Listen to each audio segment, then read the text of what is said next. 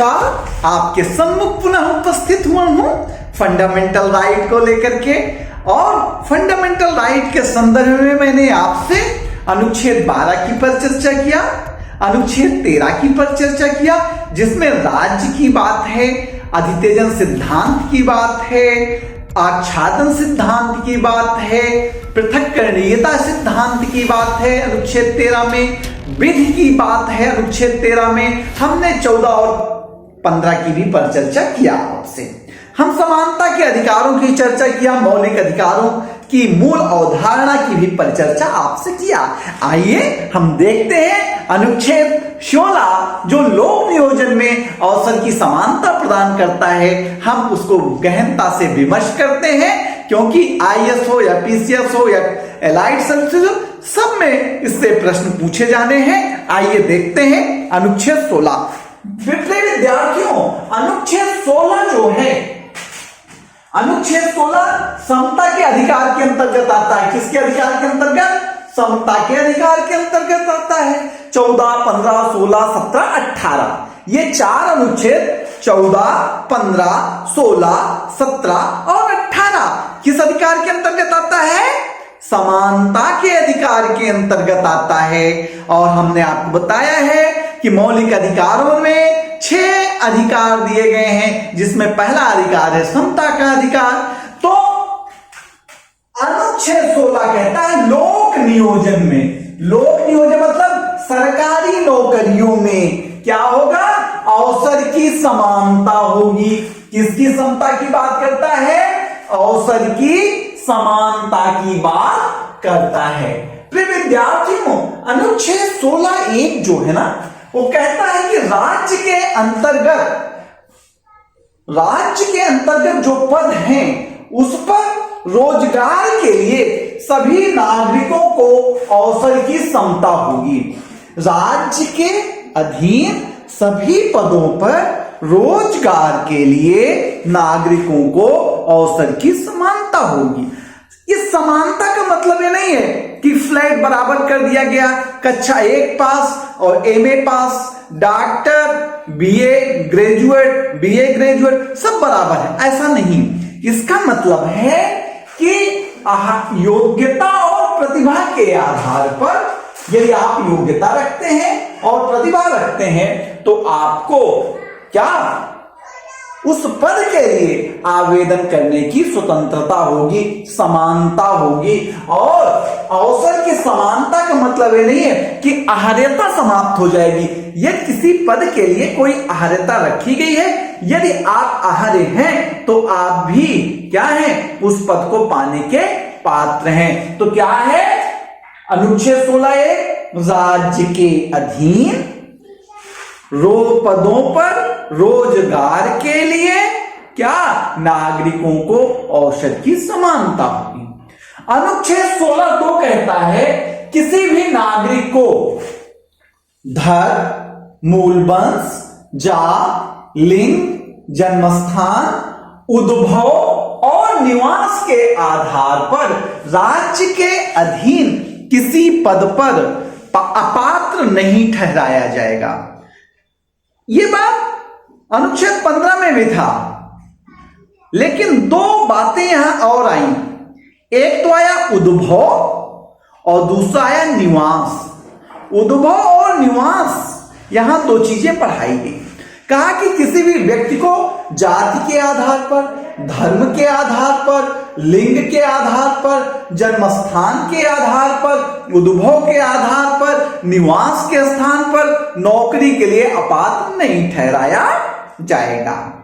ये जो उद्भव शब्द लाया, इसके पीछे उद्देश्य था कि भाई और भतीजावाद, परिवार के लोगों को ही ना सब चीजें रेवड़ी की तरीके से बांट दी जाएं। इसको बचाने के लिए कहा कि उद्भव के आधार पर किसी को, यानी कि आप इस घर परिवार के नहीं है इसलिए आपको ये नहीं मिलेगा, इस आधार पर अपात्र नहीं ठहराया जाएगा, अयोग्य नहीं घोषित किया जाएगा। और निवास के आधार पर भी, निवास के आधार पर इसलिए भी कहा गया कि भैया यदि निवास को ही आप आधार बना देंगे तो क्षेत्रवाद पैदा हो सकता है, जो राष्ट्रीय एकता के लिए खतरा है, राष्ट्रीय एकता के लिए चुनौती है।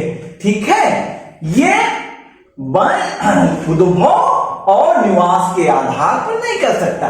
लेकिन आप देखिए एक मसला आया कि मेडिकल कॉलेज में एडमिशन के लिए डोमिसाइल अनिवार्य कर दिया गया, निवास को अनिवार्य कर दिया गया। सुप्रीम कोर्ट में मामला गया, प्रदीप जैन का केस। सुप्रीम कोर्ट ने कहा कि जायज है मेडिकल में प्रवेश के लिए निवास मांगा जा सकता है। दूसरी बात आई, 1957 में एक एक्ट बना, public employment requirement as to residence act. क्या बना? 1957 में public employment requirement as to residence act 1957। इस अनुच्छेद के द्वारा तेलंगाना, इस अधिनियम के द्वारा तेलंगाना में, हिमाचल प्रदेश में, मणिपुर में, त्रिपुरा में निवास अनिवार्य कर दिया गया। किस एक्ट के द्वारा अनिवार्य किया गया था? Public employment requirement as to residence act. इसके द्वारा तेलंगाना, हिमाचल प्रदेश, मणिपुर और त्रिपुरा में निवास अनिवार्य कर दिया गया। लेकिन सुप्रीम कोर्ट ने कहा कि आप तेलंगाना में निवास अनिवार्य नहीं कर सकते, क्योंकि तेलंगाना उसमें स्टेट नहीं है। तेलंगाना तो स्टेट अब बन रहा है। सुप्रीम कोर्ट कहता है कि आप किसी राज्य के उप क्षेत्र के को निवास का आधार नहीं मान सकते। आपको निवास का आधार मानना है तो आप पूरे राज्य को निवास का आधार मानेंगे। इसलिए तेलंगाना को तो उन्होंने काट दिया, बाद में आगे चल के खत्म हुआ। और आर्टिकल 371 घ के द्वारा यह व्यवस्था कर दी गई, अनुच्छेद 371 घ के द्वारा यह व्यवस्था की कि आंध्र प्रदेश जो है यहां भी निवास क्या लगेगा? निवास का प्रमाण लगेगा। किसमें? नौकरियों में लगेगा। ये बात आपको आ गई कि नहीं आई? आ गई। अब आती है बात 16(1) में क्या है? अवसर की समानता। किस पर? नौकरियों में, सरकारी पदों पर अवसर की समानता। 16(2) में क्या आता है? किसी भी नागरिक को धर्म, मूल वंश, जात, लिंग, जन्मस्थान, उद्भव और निवास, ध्यान रखिएगा दो चीज पढ़ता, उद्भव और निवास के आधार पर किसी भी नौकरी के लिए अपात्र नहीं ठहराया जाएगा। लेकिन अब 16(3), 16(4), 16(4)A, 16(4)B, 16(5), 16(6) क्या है? ये जो है बाबू, ये 16(1) और 2 का अपवाद है। 16(3) ने कहा संसद को निवास की शर्त लगाने का अधिकार है, जैसा कि हमने आपको अभी बताया कि प्रदीप जैन केस में आया और संसद ने कानून ही बना दिया 1957 में। कानून का नाम आपको हमने बताया कि public employment requirement as a residence act. तो इसके बाद जो बड़ी बात आई वो आई आर्टिकल 16(4) से। कहा कि यदि राज्य की राय में अन्य पिछड़ा वर्ग का पर्याप्त प्रतिनिधित्व नहीं है, क्या लिखा? पर्याप्त प्रतिनिधित्व नहीं है, तो पर्याप्त प्रतिनिधित्व नहीं है तो उनके पर्याप्त प्रतिनिधित्व के लिए समुचित उपाय क्या राज्य कर सकता है? किसके? अन्य पिछड़ा वर्ग के। किसके? अन्य पिछड़ा वर्ग के। पर्याप्त प्रतिनिधित्व की बात कर रहा है, आनुपातिक प्रतिनिधित्व की बात नहीं कह रहा है। किसकी बात कर रहा है? पर्याप्त प्रतिनिधित्व की बात कर रहा है, आनुपातिक प्रतिनिधित्व की बात नहीं कर रहा है। तो अब प्रश्न है कि अन्य पिछड़ा वर्ग कैसे तय हो? अन्य पिछड़ा वर्ग की कोई परिभाषा संविधान में है नहीं, तो परिणाम स्वरूप क्या होता है? राष्ट्रपति अनुच्छेद 340 के द्वारा, राष्ट्रपति अनुच्छेद 1940 के द्वारा ओबीसी आयोग का गठन करता है और यह ओबीसी आयोग जो है क्या करेगा, अपनी रिपोर्ट देता है, तब ओबीसी की पहचान हो पाती है, तब ओबीसी की क्या होगी, पहचान हो पाएगी। तो इसके आधार पर क्या हुआ, देश में 1978 के आसपास 1 जनवरी 1979 को मोरारजी देसाई की सरकार ने एक आयोग का गठन किया, मंडल आयोग का गठन किया, जिसका उद्देश्य क्या है, जिसका उद्देश्य है कि समाज में पिछड़े वर्ग, सामाजिक रूप से पिछड़े वर्ग की पहचान करना और समाधान बताना। बीपी मंडल ने अपनी रिपोर्ट दिसंबर 1980 को कांग्रेस की सरकार, इंदिरा जी प्रधानमंत्री हैं, उनको सौंप देते हैं और बीपी मंडल अपनी सिफारिश में कहते हैं कि यह जरूरी है कि जो सामाजिक रूप से पिछड़ा वर्ग है उसे पर्याप्त प्रतिनिधित्व देने के लिए 27% का रिजर्वेशन दे दिया जाए। कांग्रेस की सरकार आती है और चली जाती है। इसी बीच में 89 में बीपी सिंह की गवर्नमेंट आती है। किसकी आती है? बीपी सिंह की गवर्नमेंट। और अगस्त 1989 को, कब? अगस्त 1989 को बीपी सिंह ने मंडल कमीशन की रिपोर्ट लागू कर दिया। क्या कर दिया? मंडल कमीशन की रिपोर्ट लागू कर दिया। और इसी में नरसिंह राव ने कमीशन की रिपोर्ट लागू करके 27% आरक्षण दे दिया, 27% आरक्षण दे दिया। और इसी के साथ बीपी सिंह की सरकार चली जाती है और इसी में 91 में नरसिंह राव 10% आर्थिक रूप से पिछड़े लोगों को भी रिजर्वेशन दे देते हैं। अब आर्थिक रूप से पिछड़े लोगों को जब रिजर्वेशन देते हैं तो इंदिरा साहनी इस केस को लेकर के, इस मंडल आयोग की रिपोर्ट को लेकर के चली जाती हैं सुप्रीम कोर्ट। सुप्रीम कोर्ट के सामने प्रश्न आता है कि क्या पिछड़ेपन का आधार क्या हो? कुछ प्रश्नों को निश्चित करता है कि पिछड़ेपन का आधार क्या हो, एक बात। दूसरा, आरक्षण की सीमा क्या हो। तीसरा, क्या मलाईदार धनी ओबीसी लोगों को भी इसका लाभ मिलना चाहिए या नहीं मिलना चाहिए। क्या यह आरक्षण कार्यपालिका आदेश से लागू किया जा सकता है या नहीं लागू किया जा सकता। और क्या बैकलॉग की व्यवस्था ठीक है या नहीं है। और इन मुद्दों पर विचार करते हुए इंदिरा साहनी केस 1993 में कहा सुप्रीम कोर्ट ने कि जाति और उपजाति जो है यह पिछड़ेपन का आधार हो सकता है। कौन? जाति और उपजाति पिछड़ेपन का आधार हो सकता है। कहा कि आरक्षण की सीमा 50% ही होनी चाहिए, के भीतर विशेष परिस्थितियों की बात अलग है। विशेष परिस्थितियों में 50% से ज्यादा हो सकता है, लेकिन 50% ही होना चाहिए। और कहा कि जो ओबीसी के धनाढ्य वर्ग हैं, जिनका विकास हो चुका है, उनको क्रीमी लेयर में रखा जाना चाहिए। क्रीमी लेयर में रखने के लिए रामानंद कमेटी का निर्माण हुआ और उन्होंने पहचान किया कि जिन लोगों की आय 1 लाख है वार्षिक और क्लास 1 की नौकरी करते हैं या संवैधानिक पदों पर हैं, तो उनको क्रीमी लेयर में रखा जाए। आजकल क्रीमी लेयर की आय 8 लाख रुपए, कितनी है? 8 लाख रुपए।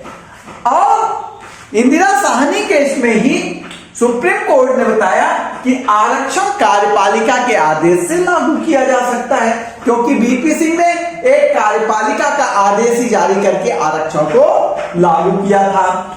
और यह कहा था कि आरक्षण को के साथ 16(4) के साथ आर्टिकल 335 प्रशासनिक दक्षता बनाए रखना है, इसको साथ साथ पढ़ा जाए कि आप ऐसा आरक्षण मत ऐसे लोगों को मत शामिल कर लीजिए जो प्रशासनिक दक्षता को ही प्रभावित कर दें।